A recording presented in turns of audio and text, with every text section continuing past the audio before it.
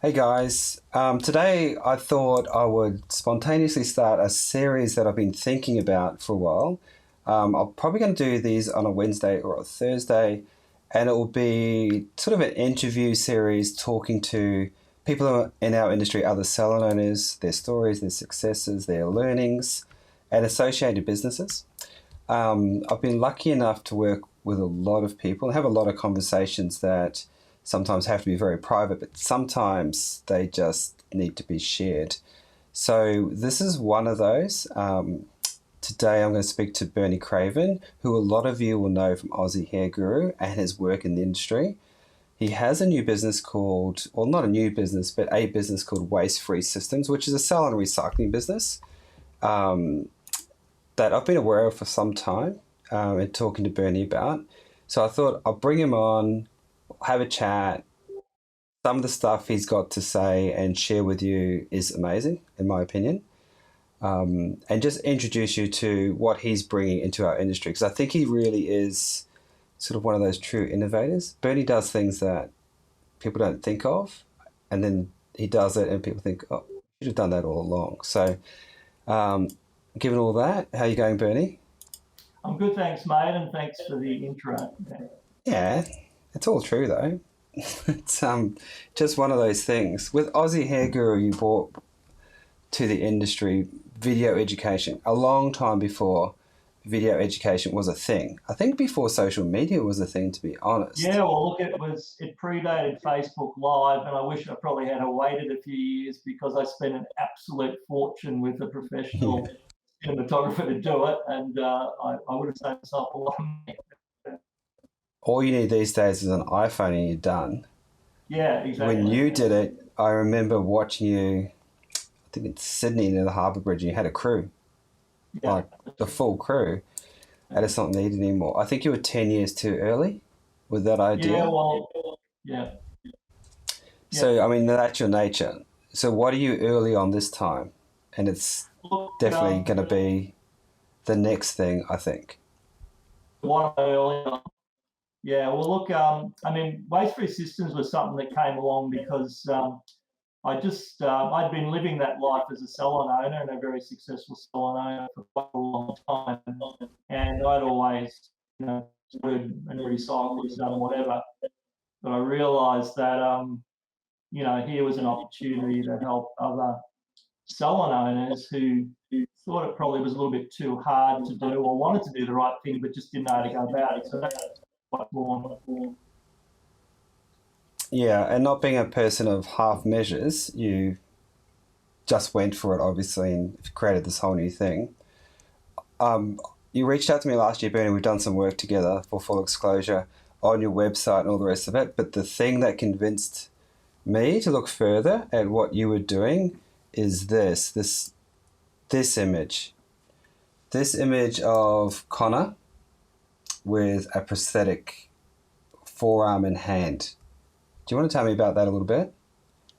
Yeah, look, one of the things right I realized that what I did had to be totally transparent. So I couldn't say that I had this, recycling or repurposing business if I didn't actually have the solutions. And quite frankly, solutions are the hardest thing to be. A lot of research. So that came as I was looking ways to repurpose plastic, and so and then what happened was it led me to the 3D printing industry because I came across these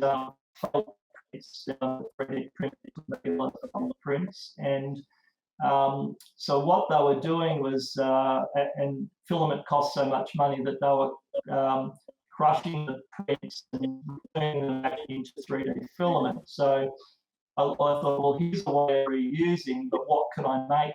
And then I came across, this a charity that around the world there were people with 3D printers making these prosthetic limbs for kids. And I mean, I'm always one for doing good with whatever I do. So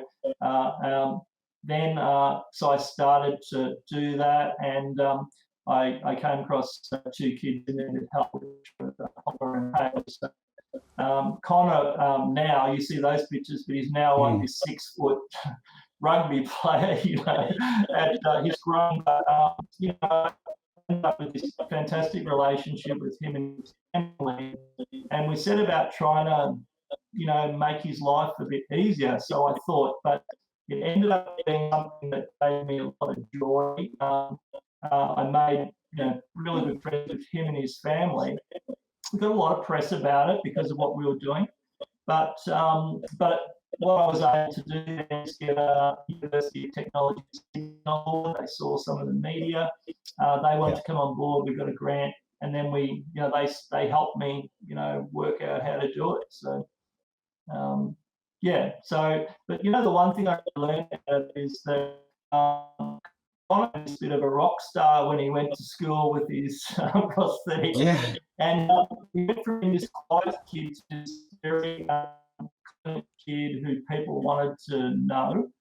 And if that was the best we could do, then getting that out of it was all about. Yeah, I mean, it's a beautiful story. As a parent myself, like it's an amazingly impactful story, and to think we could do that with stuff we'd normally throw in the bin, and change that boy's life is just incredible. So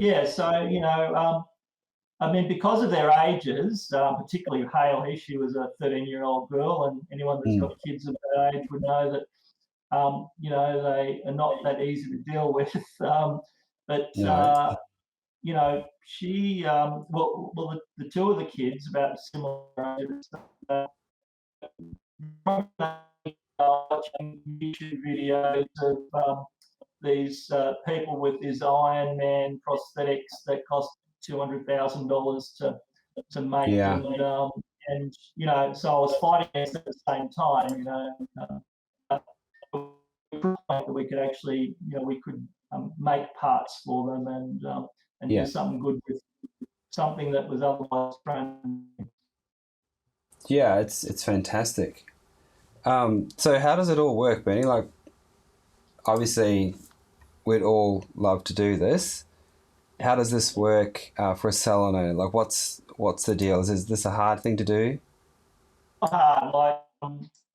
got everything set up. So we provide a system that separates, and so everything we do is based around fitting it to the needs of the salon and the size of the salon. So we have bins.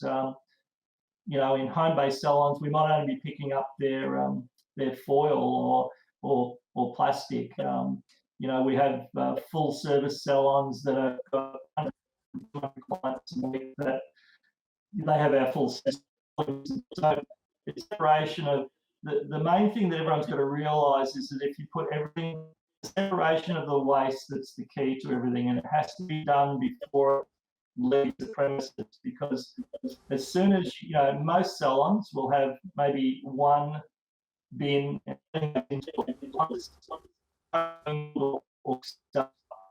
there's very little chance of that actually not going to landfill. So by separating hair and metal and foil with canisters and plastic and chemical, by separating those things, and everything, every so you have a bin for each of those, but you might have it might be a salon that we can only ever have one salon where I couldn't fit a bin, even though they're slim. They're meant to fit into walkways or whatever. I've only ever had one salon I couldn't do that time salon that I could not fit a bin in there. But we did actually find a solution for it. So, I think most of us have a recycling bin anyway, and just a general rubbish bin as well. What about hair? Do we do? So what hair, do you do? Hair's a compound. It's an interesting thing because hair, being an organic compound, you would think it'd be easy to find solutions for hair, but so we tie into the soil. So we actually we have hair on organic farms on the Sunshine Coast, which is where we're based, in community gardens. We test it sort of to places where because it's great. We've got it. I've given it to farmers who put it around their olive groves. Because it actually does the nutrients into the ground, and it's great for weed matting. You can use it on your own gardens. Like there are so many different things, and we've got a few other projects that we're working on at the moment, which I'm excited about.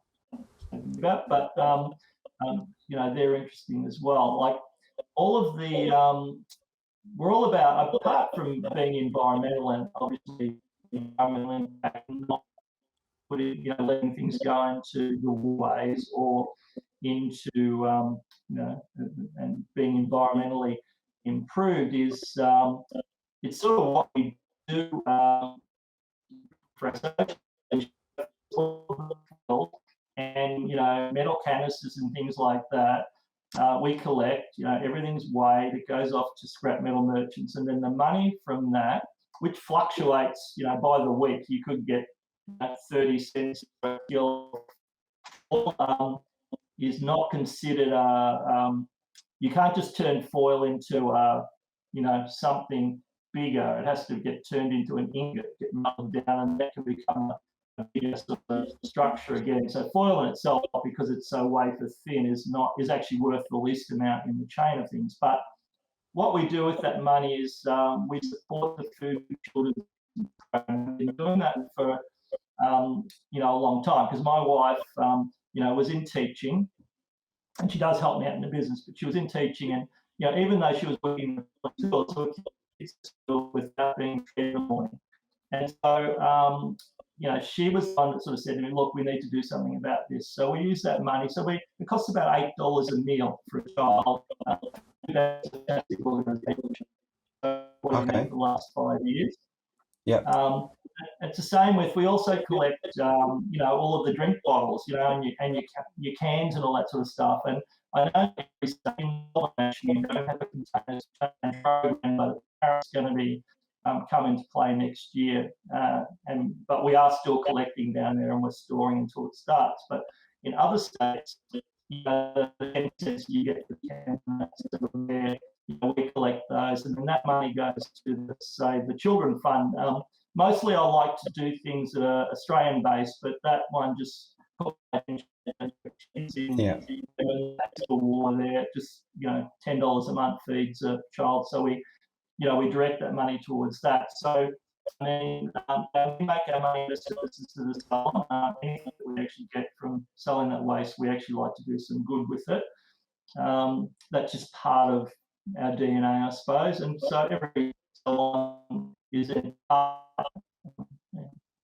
Awesome. So what location? Like, I know you're Sunshine Coast. Where else do you service? Are you in Melbourne now? I noticed. Launched in Melbourne 4 or 5 weeks ago. Okay. I had a group of a few salon owners wanting us to come down. It was actually before COVID, but fortunately we didn't do it that early. And but now we're down, and we're sort of going along well, and we're looking to build our our supporters down there, our community, and so Melbourne salons, they can most definitely become part of what we do, and so provide. We do provide the bin systems to the salons, but so the separation, as I said, they're individual, and we have all the marketing tools. We have digital marketing kits that we give to salons, and we want salons to let their clients know what they're doing, because it's on everyone's lips nowadays. I mean, actually harming the environment, and I mean, you don't have to look. We don't expect that you're going to use organic products. I mean, the majority of salons don't. The fact is that whatever comes through your door, that is 90% of it we can make sure doesn't go into landfill. And then we provide a pickup service depending on the volume of waste through the business. So what we do with the first month is we just work out the volume of waste that's coming through the door, and then it may be pickup is needed with a big salon weekly. We decide how many wheelies they have outside depending on the volume of waste. We work out the volume of waste with the amount of clients going through the door. I know exactly how much waste a salon will generate as soon as I know the client numbers, and that's the main reason why we client numbers. So volume of waste, it's a very simple formula for us. We know then, and then from there we have a pickup service that suits the salon. So we love our communication with salon owners. We just being myself over the years of 40 years, I understand the waste that goes through well, but I also understand salon owners. I've been a successful salon owner over the years, and I've worked in the industry, and I love hairdressers. I love their sensibilities. I love who they are. Everyone's trying to do the right thing, and what they're doing is actually helping salon owners do the right thing. So that's what the system is all about. Yeah. It's something we all want to do. We just get too busy to tick the box sometimes. It's just another thing on the list. So making it simple and easy is the key, I reckon. If it's a hassle, we're not going to do it. Look, the amount of times that people say to us, I might have been talking to some salons for 12 months or more, and there's always something, people think, oh, it's too hard. But the first week, I realise that this is easy, because from our point of view, everything is designed. I'm a sort of and always have been a time motion study person in salons. I think particularly big salons really needs to be, and so I'm a bit the same with everything's been slipstream so that it works with the flow. After a few days, up to a week, it shouldn't take you any extra time. We tell people to put a couple of Tupperware containers and put their plastic lids in one and then metal tubes in the other, because we know there's not a lot of room.